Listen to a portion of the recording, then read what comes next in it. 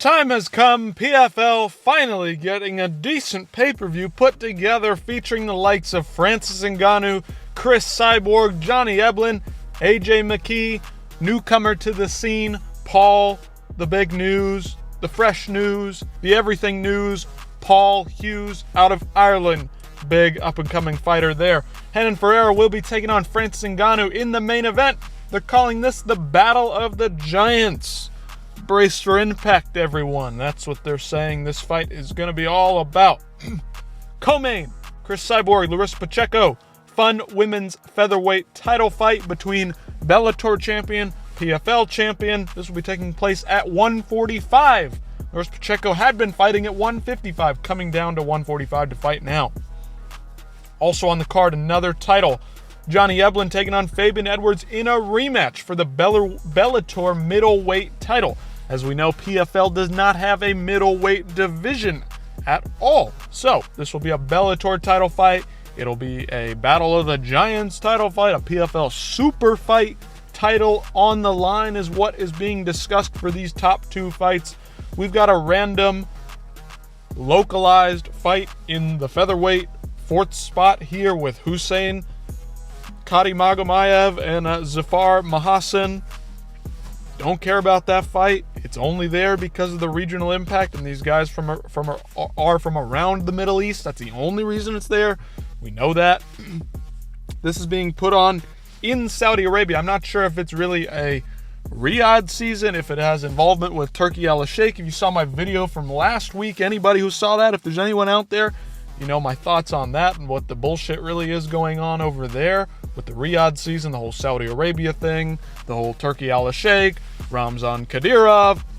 Very shady business going on over there. I'm not sure if this is even taking place within the realm of Riyadh season. We know right now there's the Big Six tennis matchup right now featuring the likes of Nadal and Djokovic. That's also Riyadh. Are they busy enough to keep another fight going in this one? Don't know. Doesn't really say it down below. I think it would. But the fights will be taking place on DAZN this Saturday, 4 p.m. Early start because it's in Saudi Arabia. It's in the Middle East. Different time zone for us here on the East Coast. First fight on the docket here. AJ McKee, Paul Hughes.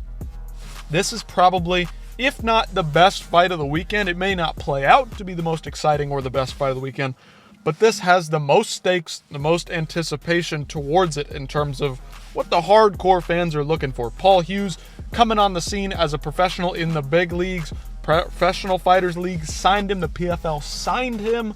He was probably going to be going to the UFC, looking at Bellator, looking at PFL, but he ultimately signed with the PFL. AJ McKee, on the other hand, one of the biggest star Bellator has ever produced, one of the highest hyped prospects in the last, 5 to 10 years, easily.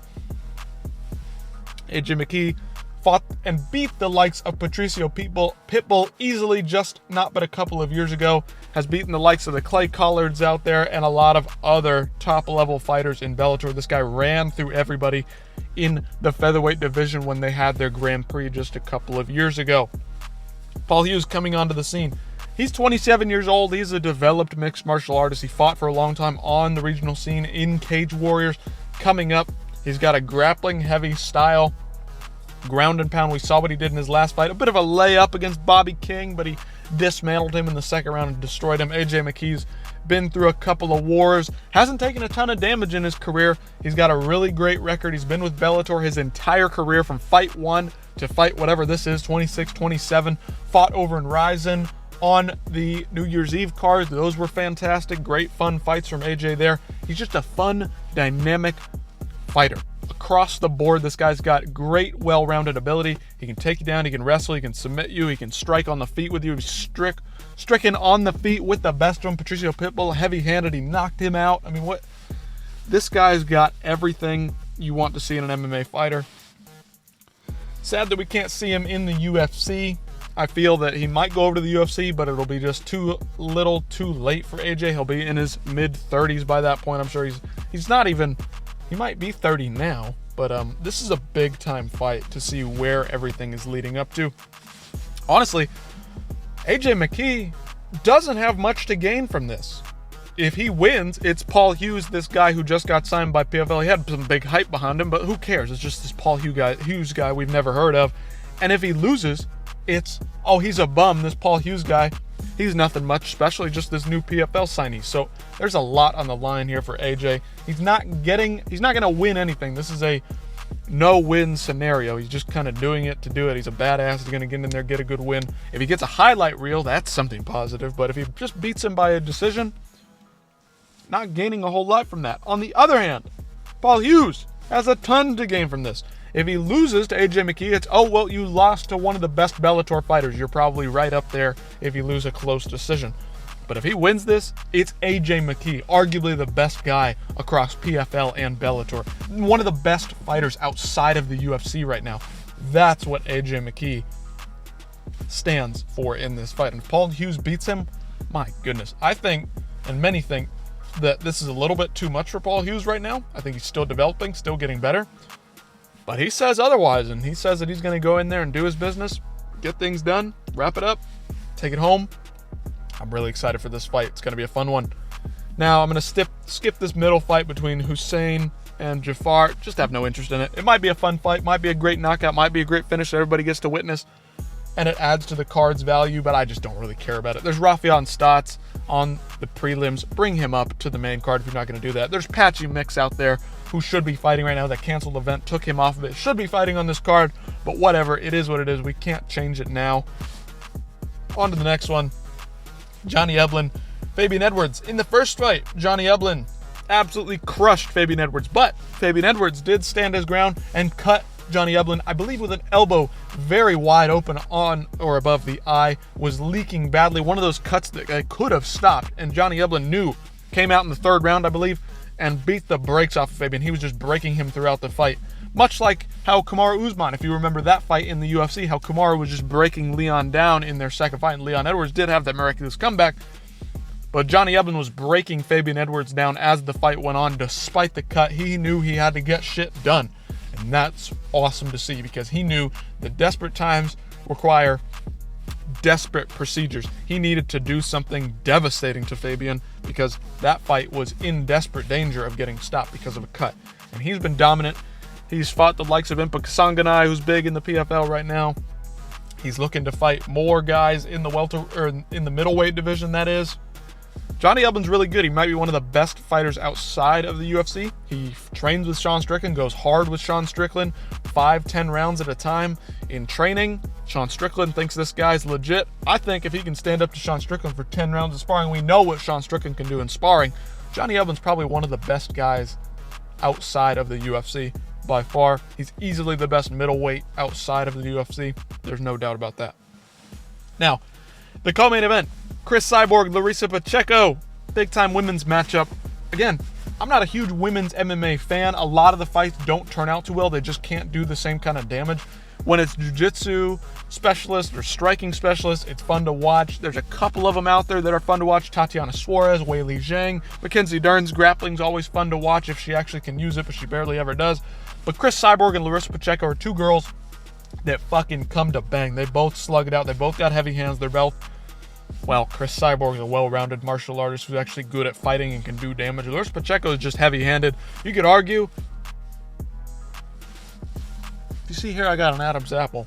Many women do not have the same level of Adam's apple as men do. Larissa Pacheco's got quite the Adam's apple. I'll let you take that for what you will. But whatever. She's fighting Chris Cyborg, legend of the game. Chris Cyborg, one of the best female fighters of all time. Respect to her, because she, like I said, actually does damage and actually can fight her opponents well.